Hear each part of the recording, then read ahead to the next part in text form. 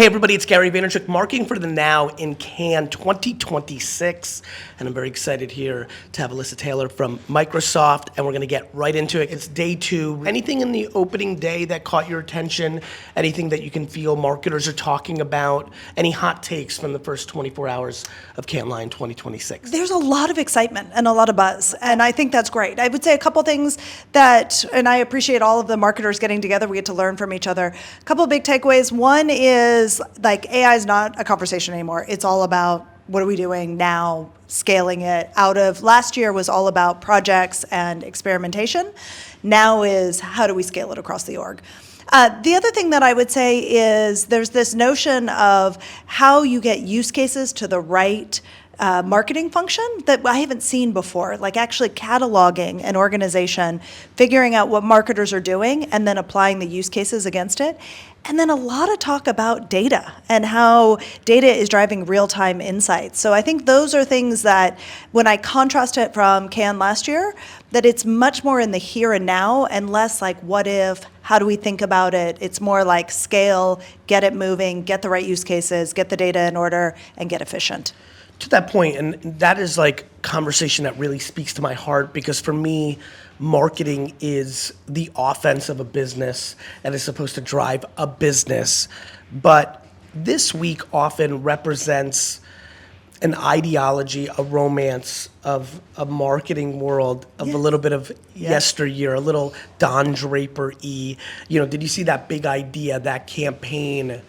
Thoughts on, the people that have been very actively conversating the last 48 hours on social, that creativity is lost. It's too much about the data or the AI or the marketing. How should marketers, potential marketers that are watching this, because we have a whole swath of different constituents that watch this show, what is that balance between the math and the art? And do you feel like we're in a healthy place of the balance of that? Do you think we've swung too much into, data and analytics? Do you think that the creative class overly delusional, like I do, by the way, at times? Where do you sit on that? What's your observations?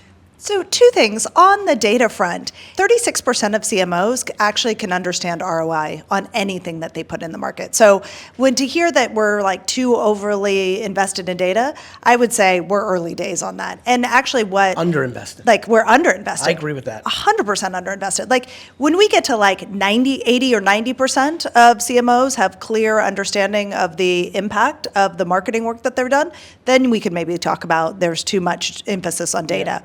But right now, what AI is doing is it's taking all of that unstructured data, because data has never been the problem. We've got lots of data. Unlimited. It's actually analyzing and understanding what's happening, and AI is helping us do that. And so I think the more conversations that we can have about data, the better. And I actually was with Elaine Rodriguez from Reckitt yesterday, and she actually is the data and analytics lead for Reckitt, but she is solely focused right now on the marketing discipline, because she's like, we can unlock so much of understanding our customers, how we acquire them, how we retain them. We can bring down retention, or we can bring up retention. So there's just, I think that's so important in our discipline. And then on the creative side, I think the creative process is changing. You've talked about this, but changing in a good way. It's not this linear workflow. We brief an agency, we wait. We can start day one with creative. And so I would say if I was a creative and my teams that I manage that are creatives, they should be really excited about the tools that they have now and the time to market and the quality that they can generate. Again, knowing the audience that consumes this on Substack, LinkedIn, Twitter, X, there's a lot of people watching that aspire to be you one day. What about some advice to the people coming out of advertising school or the associate brand managers that want to be in the C-suite of marketing? What do you think, if you look back, that allowed you to be in this position is something that is applicable to the people that are watching? And what's changing, and should they be debating if they have extreme aspirations in their career? I would say continually reinvent. I've reinvented myself numerous times, and it's happening right now. I'm relearning marketing in a completely new way. All the things that are changing, mid-funnel, how we think about brand, how we develop brand, the creative process, hyper-personalization, that's all new. So I'm reinventing, my team is reinventing. And the thing that I would say for marketers right now, technical acumen matters. Yeah, I agree. figure out how to vibe code, know how to use the tools. Because the days of like, oh, that's an IT or a developer thing, and I do marketing and that's different, those lines are blurring. Get technical fast. Yeah, I agree. Any parting words? Just more, thank you for having me. Cannes is such a phenomenal time to be able to get minds to come together. Yes. I so appreciate it. Anything we can do to learn from one another is the best. It's how we get better and stronger in our discipline. So thank you. Marketing for the now, and this wonderful lady to the right of me is one of the great marketers in the world, and she is about to drop the most wisdom ever dropped by a marketer ever. Please, my dear, tell the audience who you are and what you do. Thanks so much, Gary, for that introduction. Of course. I hope I live up to it. To the hype? Yeah, I'm Lara Balazs, and I am the CMO of Adobe. Lara, there's so much I want to go to. Before we go into the AI of it all, or all the random cliche things that everyone's talking about, and obviously being at the forefront of Adobe, you have a front row seat to both sides of the equation. But any early observations, we're now kind of in it, we're in the eye of the storm, it's midweek in Cannes. Has anything surprised you on the chatter at the event? Has there been a theme? What are your kind of hot takes, observations? Yeah, I think there's a couple things that have surprised me is in the beginning with AI, there was a lot of trepidation. And I'm really seeing we've gone from fear to confidence. I'm also very optimistic about AI, so that's probably my bias there. But second, experience maxing.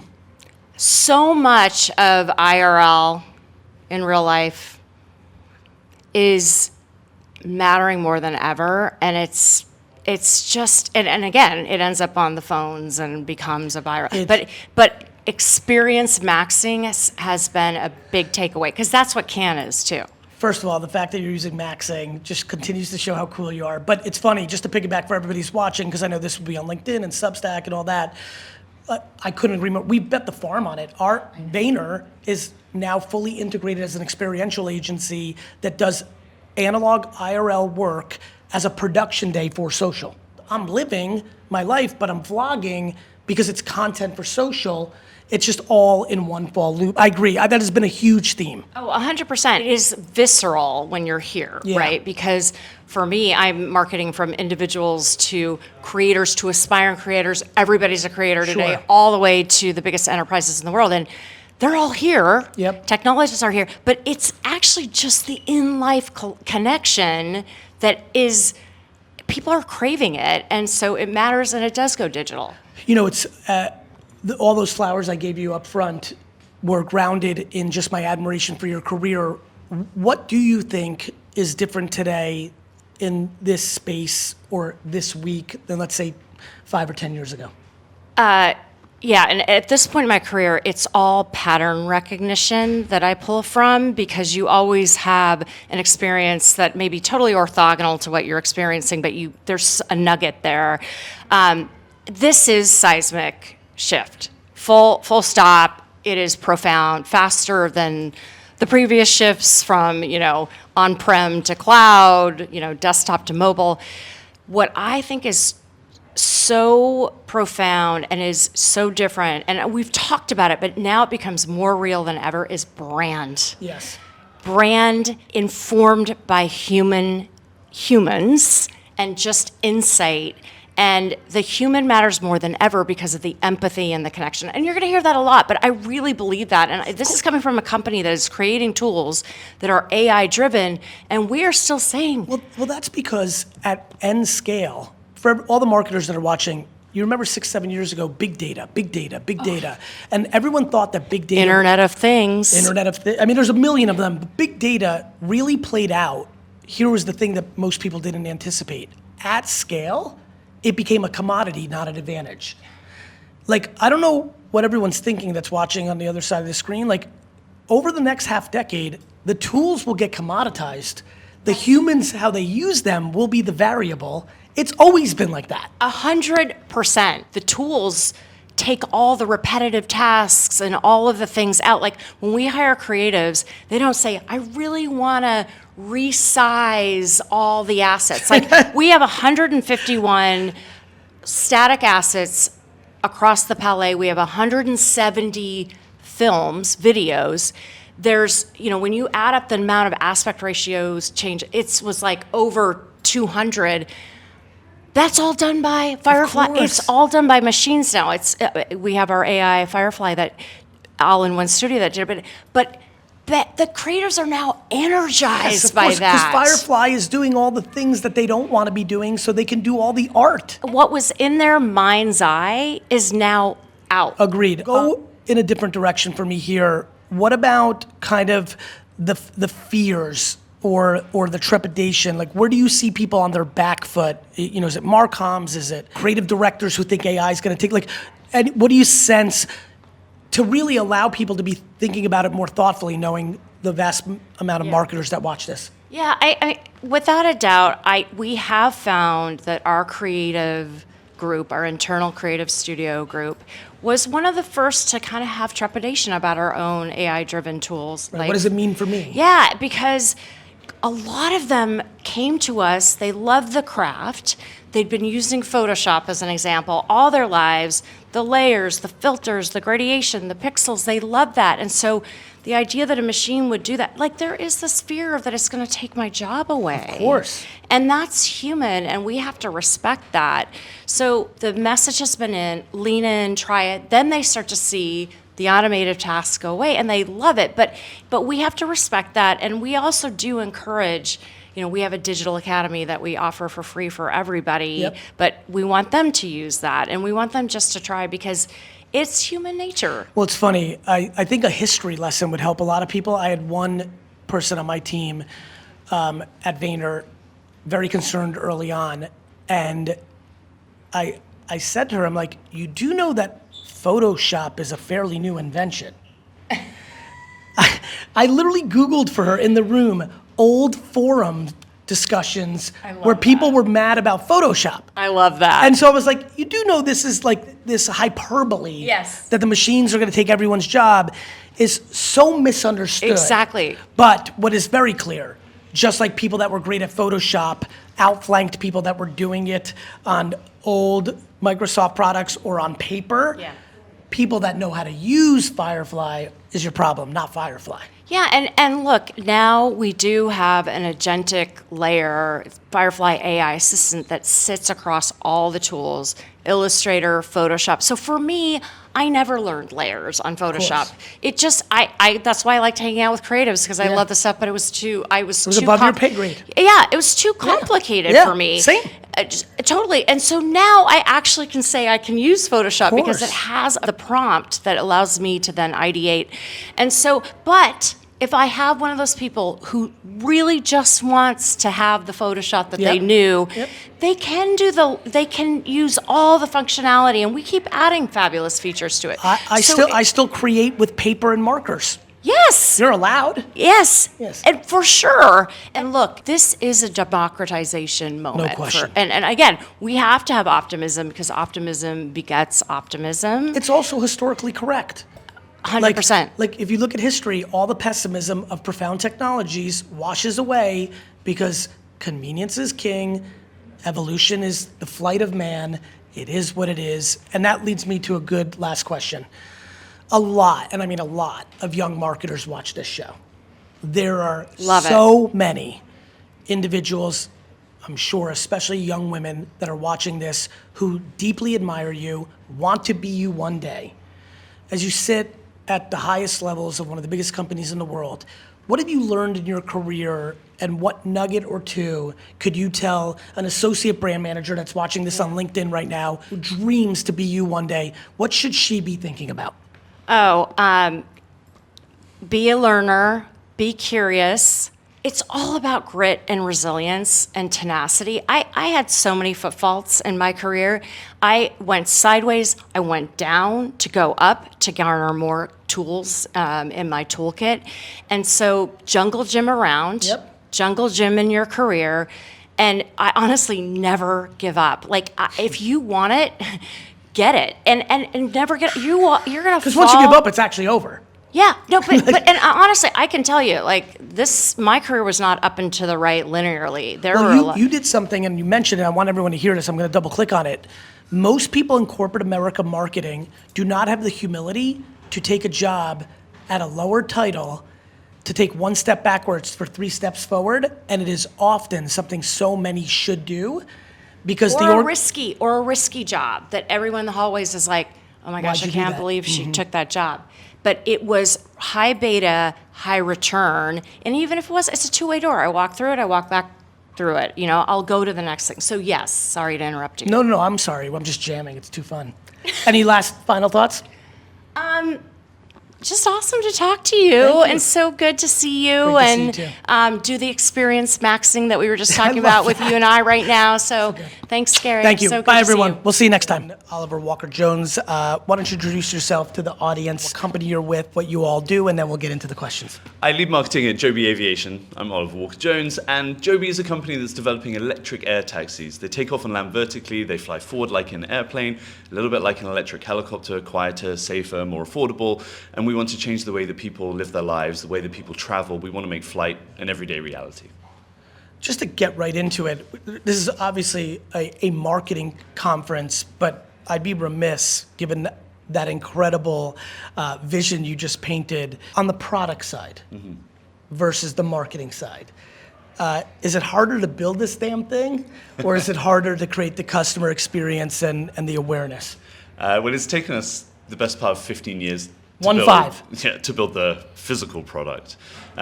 And so probably that's the harder thing to do. But there's a really important thing here, which is we're building an amazing customer experience. We're very invested in making sure the customers want to fly with us and they want to experience it. Sure. But we also have to market it to people who are not our customer. We need public acceptance, we need governments, and we need infrastructure, we need communities to accept us. There's a whole bunch of people that we need to convince that aren't necessarily our customer as well. Yeah, and obviously something when you hear that, I'm sure the audience feels the same way. It's been a long time. This is our great-great-grandparents that had to be convinced that a plane was safe. This is a new innovation. How much do you guys talk about internally around communicating to eliminate fear and create consideration? So when they brought the first car in, and it went along a road, they had a guy holding a flag walking in front of it, right? Because people just struggle with accepting change or new technology. So we spend a lot of time thinking about how we build trust and transparency. Yes. We try and educate on the technology. We started there. We have spent 5 years talking about that before we even got into this is what color the seats are going to be like. This is how you book on an app. Sure. We went into the technology. We went deep. We built a core customer set of people who backed us and believed us, our evangelists. Yes. And now we're talking about the value proposition. Understood. Now, let's go a little bit less heady and amazing. But where do we sit on Cannes? We're in it. We're in the eye of the storm. What's your first or most insightful observation on what is going on out here for the marketers at home? What's the temperament? What's the conversation? What's the insight? What stands out? So I mean, every conversation is about AI, but I think there are a couple of things that stood out on that for me that really changed the way that I was thinking about it. One is, if you have endless content at your fingertips, then we should be spending, what we do today is we create content and then we go to our team, our execs, our customers, and we spend 90% of our time reviewing the content, looking at it. We tweak this, we change that, but in a world where there's infinite content, actually we should be spending 90% of our energy on the input. Let's talk about what we want to get out of it. Let's go to our execs and talk about what we want the content to be before it's made, and we can flip that relationship, that equation, which feels like something that doesn't happen today. Or I would argue, because even if you do that, there is still that human subjectivity that leads to what you're referring to. I believe, and this is how we structured Vayner, we have a whole department called post-creative strategists. Yes. Yeah. I believe that if I'm hiring you, I trust your subjective temperament, and I want to let you cook. And then a lot of the energy is actually analyzing the quant and qual after. Sure. I want to extract every good idea out of you. Oh, yeah. And that to me seems a better use of energy. Yeah, we go deep in the comment sections, pick out the things. I mean, we get the chance to do this before we've launched a product, right? People they see opportunities. We get deep in our comments. We have a look at what people see. It informs the product and it informs the content that we're putting out there. Makes sense. What is something that has surprised you, if anything, this week so far? I have this sort of theory that I think I had in my head for a while, but now I've heard 10 other people say it, so I'm like, maybe it's real, which is the death of the internet. So, if or at least websites, if everyone's doing everything through agentic AI, that's people 100%. right. Anybody that has a good understanding of what agentic AI is. The internet as we know it, Yeah. the front-facing Yeah. version of it is about to change dramatically. Yeah. So, the idea that we have 58 tabs on our phone and we flip between them and we have seen it's going. Don't need and to. in fact, it might even be gone. Yeah, I mean, I launched an e-commerce wine website in 1997. It has looked pretty much the same kind of way with different, it's kind of like a room. We may repaint it and change it a little bit, but it's been the same form function. Basically, the future of winelibrary.com is you land there and it asks you, what do you want to know about wine? What is your question? What do you think? You prompt, and then Yeah, the results yeah. come. That is a very fundamental shift Yes. of the front-facing user interface. But working out how to inform that content is probably one of the biggest challenges for marketeers now, right? It's how That's why social creative, which is, the creative, especially in the social channels, is feeding so many of those results, is becoming an opportunity. Before we wrap up here, one of two audiences that I'd love for you to speak on. One, all the young marketers that are watching this on LinkedIn or listening on a podcast that aspire to be in your role one day, or all the marketers that are in middle management right now that are a little further along than the youngsters. What should they be learning? So for group one, the real young, those 22, 23-year-olds, I want to be a CMO one day.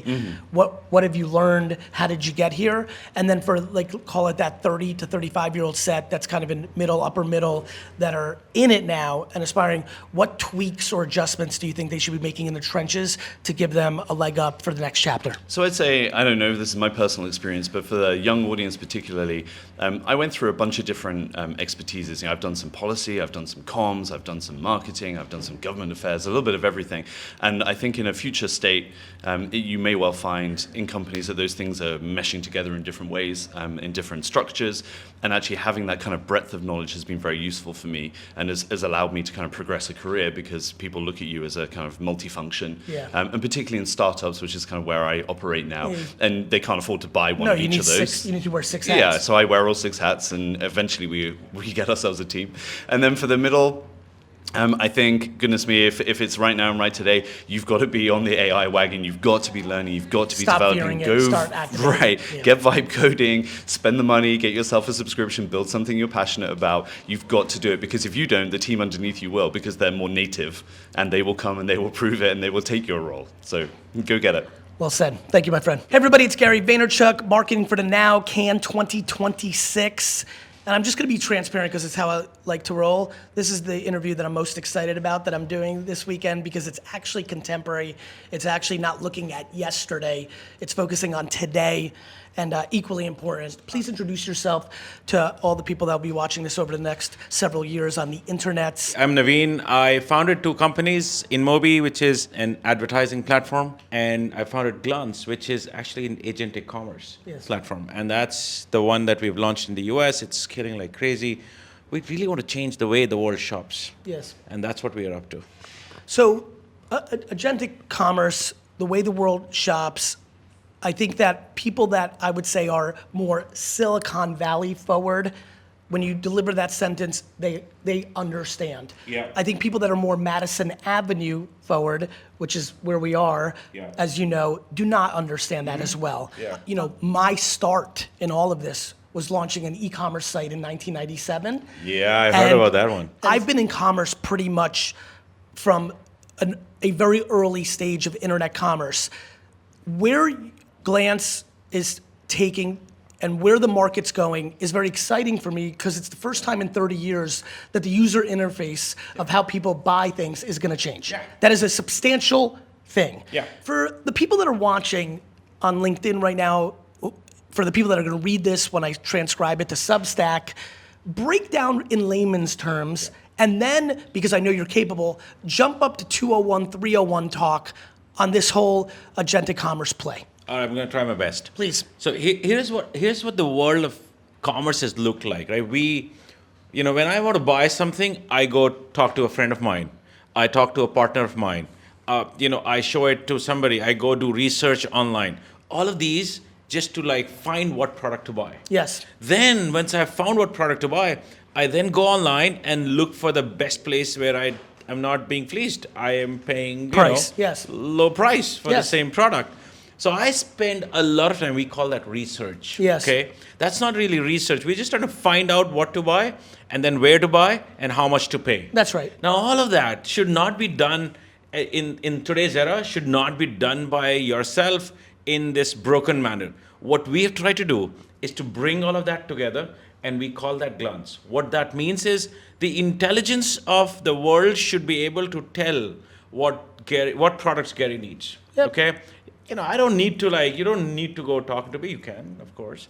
But But the what if I machine love can- your beautiful blue Prada shoes? There Like, you what are. about See that that? scenario? Go ahead, keep going. I didn't need any machine to tell me that Yes. you were good. But sometimes. Sometimes you do. Sometimes you do. And that's actually an important point. I'm just going to jump in. Yeah. People always think in or. This is going to be and. Yes. Someone listening right now, if you want to window shop, Yeah. if you enjoy that, knock yourself out. I can speak firsthand. I want to do zero of that. I want my agents to buy absolutely everything for me Yes. at the best price based on my prior behavior. Absolutely. And they will remember everything you have ever told it. So the context window is really long. Correct. By the way, the place which you really touched upon, which is really important, is it is not text-based, right? If you use Correct. GPT, etc., it's all text-based. It is impossible to say, hey, go buy these blue shoes, and they look like this. I don't know what that means. So the output for us is images. It is generated products. It is the product, by the way, on how it looks on you. Yes. Because what you do today is you wear a product, you go show it to a friend of yours and say, how do I look in this? Yes. Well, let us do this for you. Yes. So effectively, we choose the product for you. We show it how it looks in the environment that you want to see it in, either on you or in your home or whatever, and then we tell you what's the best place to buy it. All of that is done by the machine, so the agent will do this for you. Is the agent buying it for you as well? Agent is assisting in the buying. We don't want the agent to complete the buy process. What if the human but wants tells it? You. Oh, then it'll Yeah. get it Because done. that's what I want. That's it. I literally So- actually just want to show up to my home every day, have stuff. Yeah. And if you automate it and say give it a budget, they'll just buy it for you. What about long term? Do you think because of this world we're about to live in, do you think those Prada shoes, for example, will start to become AI and Internet of Things enabled, where it understands that you've worn it enough that it's wearing down, but you love them, and it itself will reorder itself? That's a great idea, man. I Listen, didn't think of it. What do you think? I just got here by my looks? But that's a great idea. But I'll tell you what really happens. We know, how many brands do you know? In the world, me? Yeah. What do I think? 100? 100? Yeah. How many brands do you think that exist out there?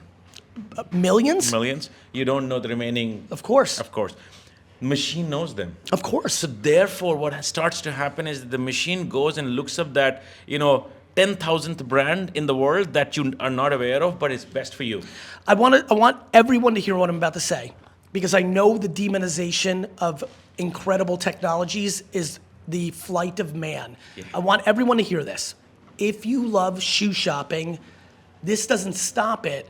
This allows you to do more shoe shopping because in the background, it's buying groceries or shampoo, a category you don't care. What people do not understand about agentic shopping is it will do the shopping for you in the categories that you don't care, thus giving you more time to do the deep work that you want to do on the categories that you do. This is a really important point. Bang on, man. Right, brother? Bang on. Like, a lot of people will demonize Yes. this because he loves to shop. Yeah. But does she love to shop for Yeah. every category? Of course not. No human does. Thoughts? That's correct. That's exactly right. And therefore, give the machine the ability to go and shop for you. It'll look at products that you've never seen before. It'll look at brands that you never even heard of. It'll look at price points that are unbelievable for you because the world has this. And therefore, less returns. Yes. Better for sustainability, better for climate.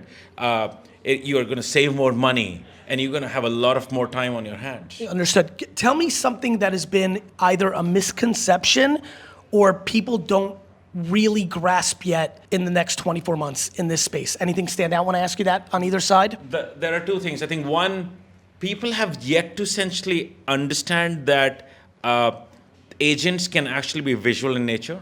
Mm-hmm. And that's something that we are trying to showcase to say it's visual, so it's not text-based. Sure. Text-based there are different use cases for it.